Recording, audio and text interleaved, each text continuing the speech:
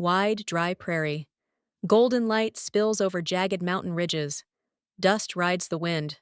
A hawk circles overhead. Rourke McKenna, broad-shouldered and dust-streaked, rides a tired chestnut horse. His hat pulled low against the hard sun. Rourke McKenna wasn't a man who needed anyone. Not family. Not fortune. Sure as hell not trouble. But sometimes, trouble finds you anyway. Rourke pulls his horse to a halt at a rocky overlook, scanning the scrubland below, until he sees her. In the distance, a young woman running, dress torn, hair wild, two rough men chasing her on horseback. Rourke squints, spits into the dirt, growls low. Rourke said to himself, "Damn fool woman, gonna get herself killed." He could ride on, he should ride on, but something, maybe the dry wind whispering through the canyon, won't let him. Rourke heels his horse hard, charging down the rocky slope. Gunfire cracks. Celine stumbles, falls to one knee, scrambling to rise. Rourke barrels between her and the riders. He fires two warning shots into the dust at their feet, forcing the horses to rear. Rourke, barking, "Back off, or I'll put the next ones where they count."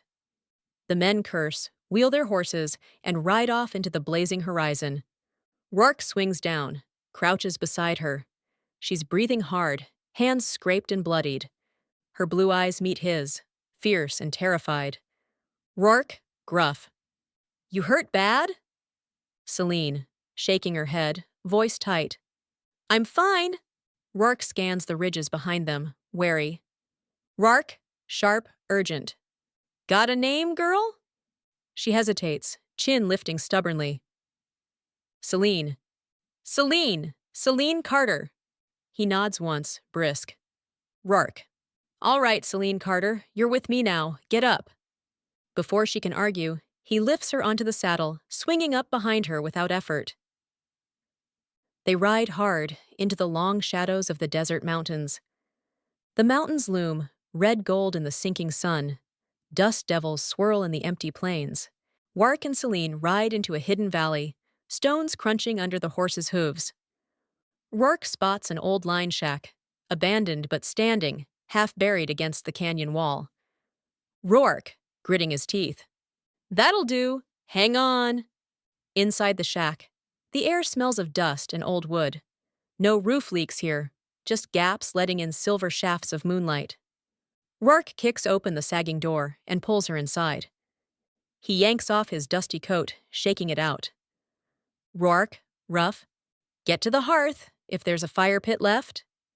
Celine shivers, not from cold, but from exhaustion, and moves. She finds a small, crumbling fire pit. Together, in tense silence, they build a fire from dry sagebrush and broken timber. Flames spark and crackle, shadows dancing. Rourke crouches by the fire, glancing at her from under his lashes. Rourke, gruff but careful, "Who were they, Celine?" "The ones chasing you."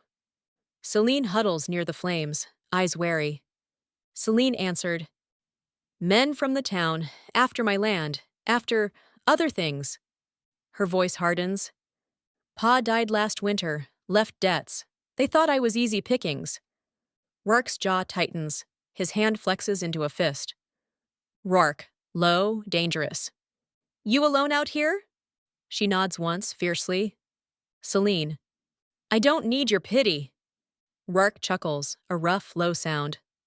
Rourke, "Ain't pity, girl. It's rage. World's a damn ugly place."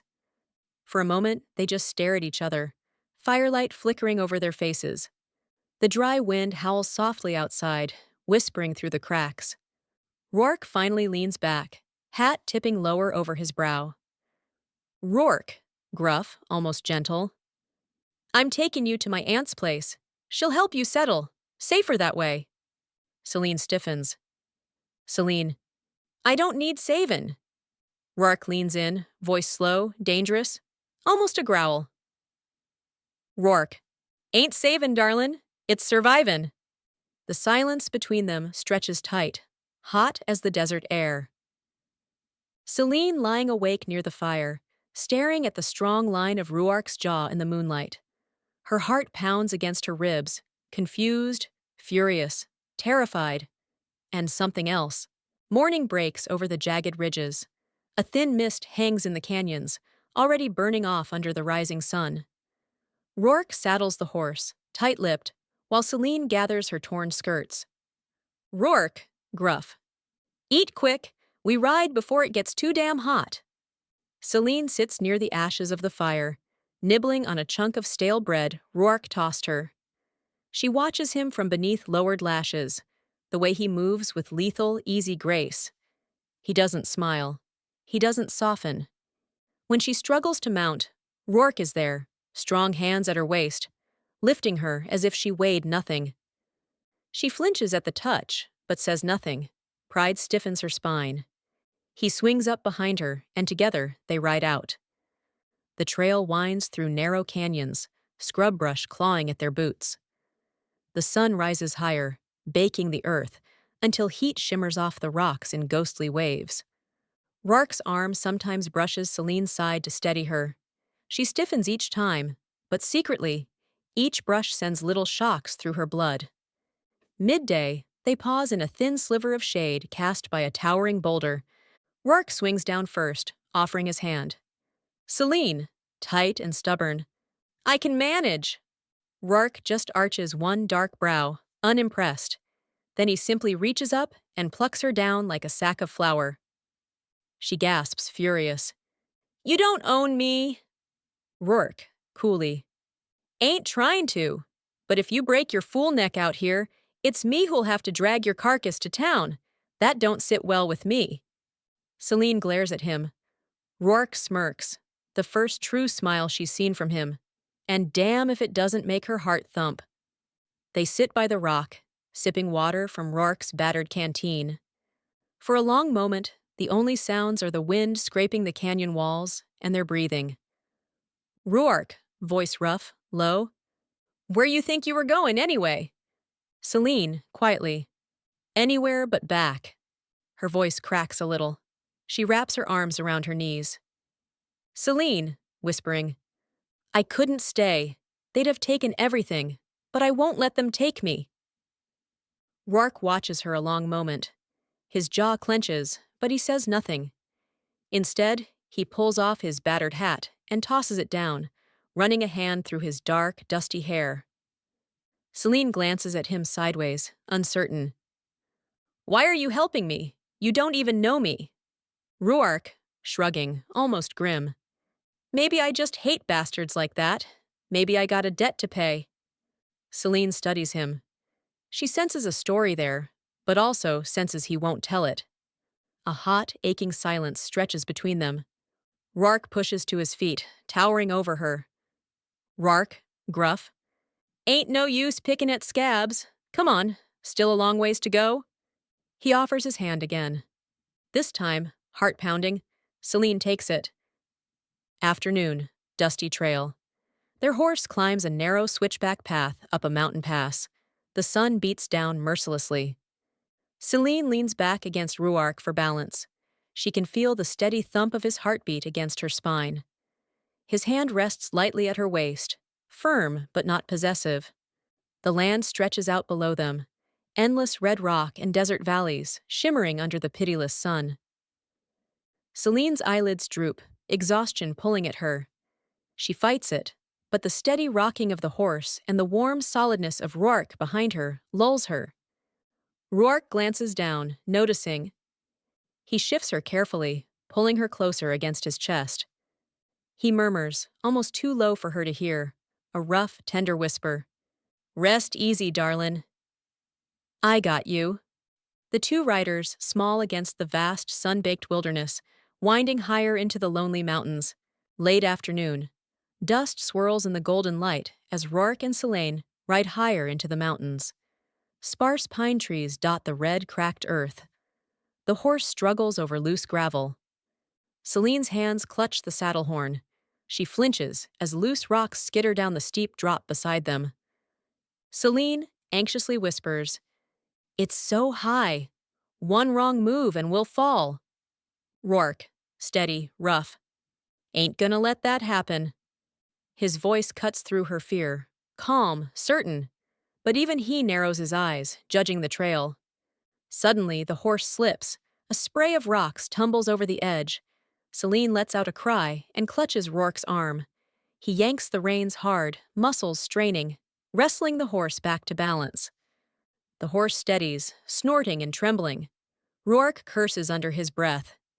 He dismounts, grabs Celine down off the saddle, and pulls her roughly against him. "Rourke," said low and fierce. "You all right?" Celine nods shakily.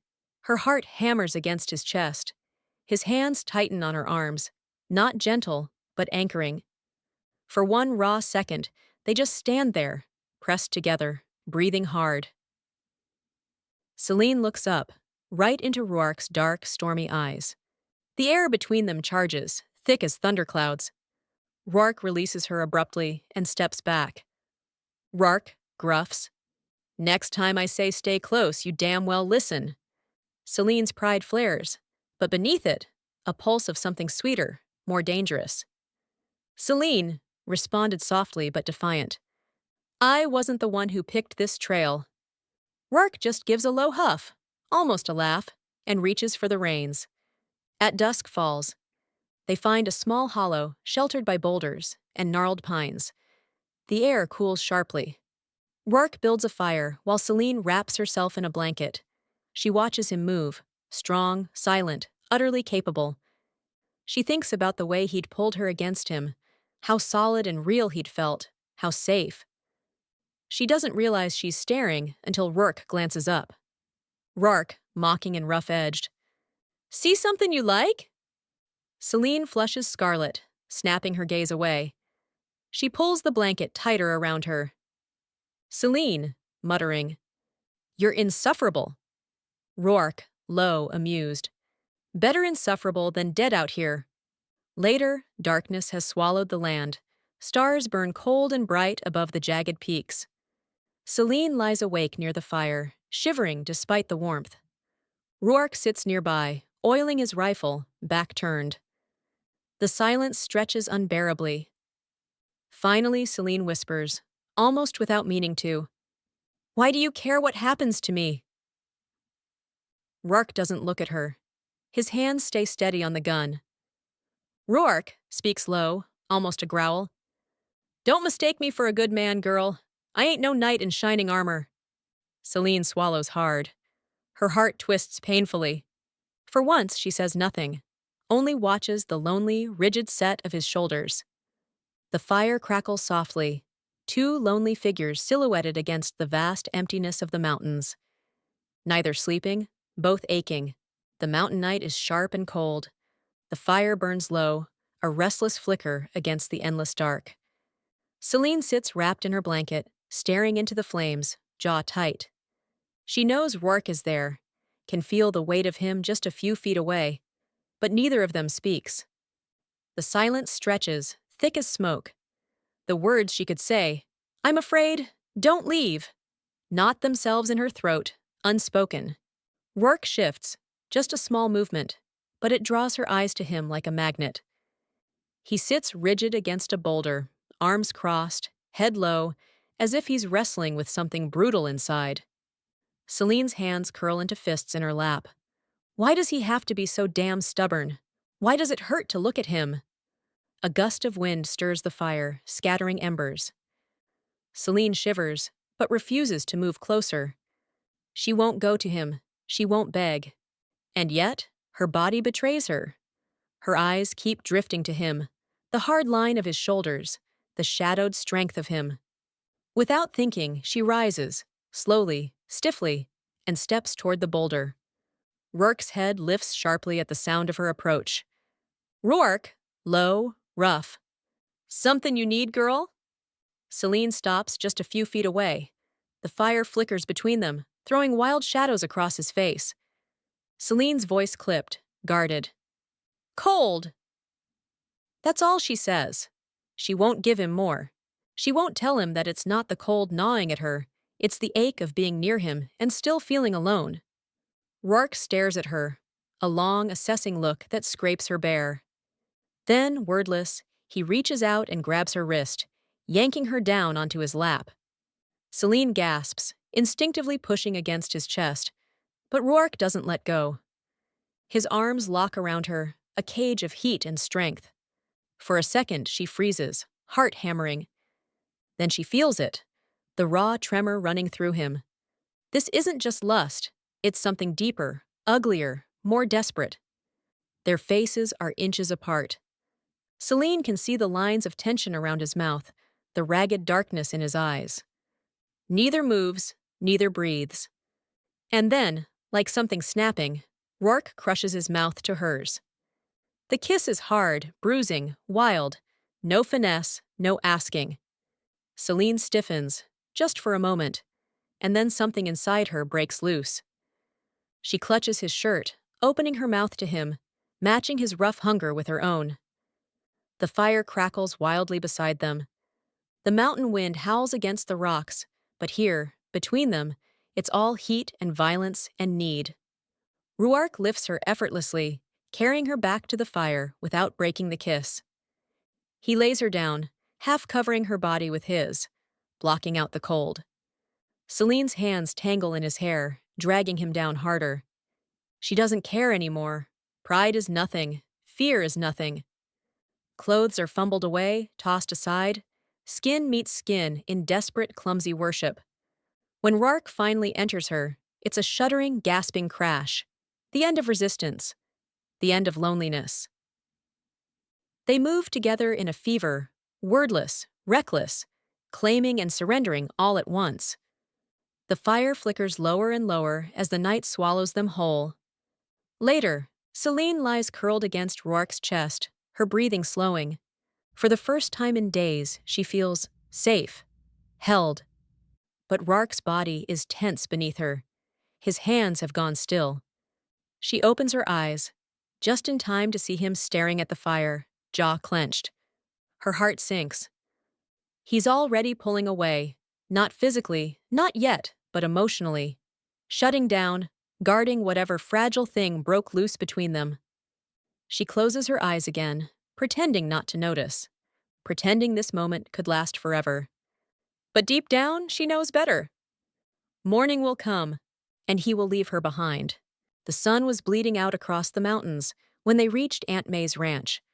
Celine sat stiff-backed in the saddle, every muscle aching, but she didn't complain.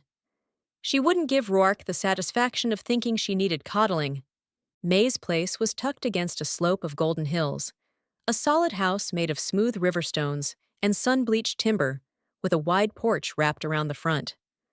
The barn was freshly painted red, goats lazed in a shaded pen, and neat rows of corn and squash grew behind a whitewashed fence. A smoke curl from the chimney told of supper waiting, and in the window, lace curtains fluttered in the soft breeze. Ruark swung down first, tying his horse to the porch rail. Then he came to her, offering a hand. Celine hesitated, one heartbeat, before she took it. His fingers closed around hers, rough and warm, and for a split second she thought she felt something tremble between them. But then it was gone. Without a word, Roark lifted her down and set her gently on the porch. The boards were solid under her boots, and somewhere, behind the door, a clock chimed the passing hour. Aunt May appeared, wiping her hands on her apron, a wiry, sharp-eyed woman whose presence filled the doorway like sunlight. She took one look at Celine, then at Ruark, and said, "Well, you finally brought home some trouble, didn't you, boy?" Ruark grunted, not rising to the bait. Celine half smiled, but her heart was already breaking. Inside, the house was warm and bright, polished oak floors, a heavy braided rug before a wide hearth, shelves stacked with books and crockery. The kitchen smelled of baking bread and wood smoke and soap. Celine barely had time to breathe it in before May was pressing a plate of food into her hands. Thick slices of buttered bread, hot soup rich with meat and herbs, and a steaming mug of coffee. Roark stood near the door, silent, arms crossed, watching. After a while, May excused herself to tend the goats, leaving them alone. The silence pressed down hard. Celine set her empty mug down carefully on a small polished table. Thank you for bringing me here. Her voice was steady. She was proud of that. Rourke nodded once. No smile, no softening. You'll be safe here, he said. As if that was all that mattered. As if that was enough. Celine's hands curled into the rough fabric of her skirt. And you? The words slipped out before she could stop them. Rourke's jaw flexed. Got things to tend to. That was all he gave her. Celine nodded tightly. Then, goodbye. She didn't reach for him, didn't beg him to stay. She just stood there, holding herself up by sheer force of will. Rourke hesitated, for a breath, and for a terrible second, Celine thought he might say something, anything, but he only tipped his hat lower over his eyes, turned, and walked out. The door closed soft behind him, but it sounded like thunder in her ears. Celine stayed standing for a long time, staring at nothing. Only when the hoofbeats faded into the distance did she slide to the floor, silent tears burning her cheeks. Outside, the mountains stood sentinel. The world kept spinning, indifferent to a girl left behind. A month passed like smoke on the wind. Celine stayed on at Aunt May's ranch, trying to stitch herself into this new life.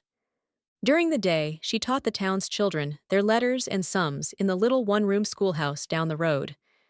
At night, she graded lessons by firelight, the ticking of May's clock loud in the quiet. People were kind. The town was kind. But none of it filled the hollow ache where Rourke had been. He hadn't sent a letter, hadn't sent word, hadn't even left a promise behind. It was better this way, she told herself. He was a man made for the wide roads and the rough winds. She had no right to ask more.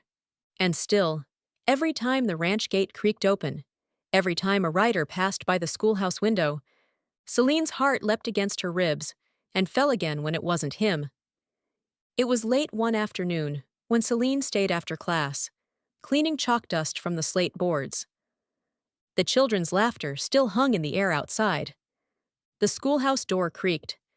Celine didn't turn right away, just called out over her shoulder. Forgot your book? No answer. She straightened, turned, and her heart stopped. Rourke stood in the doorway. Dust coated his boots and jeans. The brim of his hat was shadowing his eyes. He looked leaner, harder somehow, but he was unmistakably him, solid as the mountain itself. Celine's throat closed. She gripped the edge of the desk behind her to keep standing. For a long moment, neither of them spoke. The late sun poured gold across the room, catching in the dark strands of her hair, gilding the worn leather of his coat. Then Rourke moved, slow and deliberate, pushing the door closed behind him. You just gonna stand there, he drawled low, or you gonna let me in proper? Selina swallowed. The hurt and hope inside her tangled too thick to untie. Why are you here? She managed, her voice trembling despite herself. Rourke crossed the room in 3 strides, the spurs on his boots whispering against the wood floor. When he stopped in front of her, she could see it, the roughness around his mouth, the exhaustion in his dark eyes. I tried, he said roughly.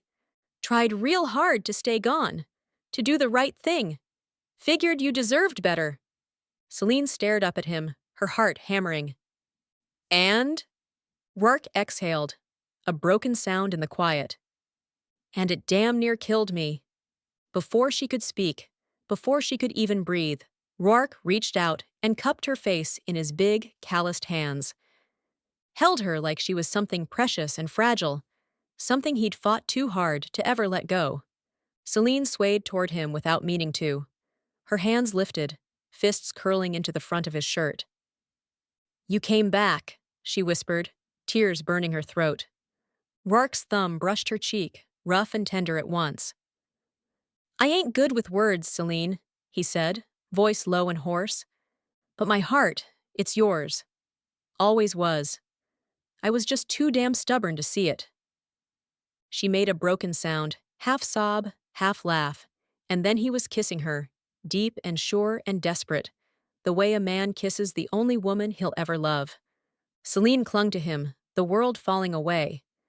Later, they sat on the schoolhouse steps, watching the sunset bleed across the mountains. His arm was heavy around her shoulders. Her head rested against his chest, listening to the slow, steady beat of his heart. Neither of them spoke much. They didn't have to. The wind whispered through the dry grass, curling around them like a blessing. Home wasn't a place, Selene realized. It wasn't the schoolhouse. It wasn't even Aunt May's ranch. It was this. It was him. Roark tipped his hat back, looked down at her with a slow, crooked grin. "Hope you're ready for a life out here, darlin'," he said, voice teasing but tender. "'Cause I ain't letting you go again." Selene smiled through the tears she couldn't quite stop. "Good," she said simply, "'cause I'm not letting you go either." And as the last light faded behind the mountains, they stayed wrapped in each other. Whispers on the wind, a promise stitched into the very bones of the land.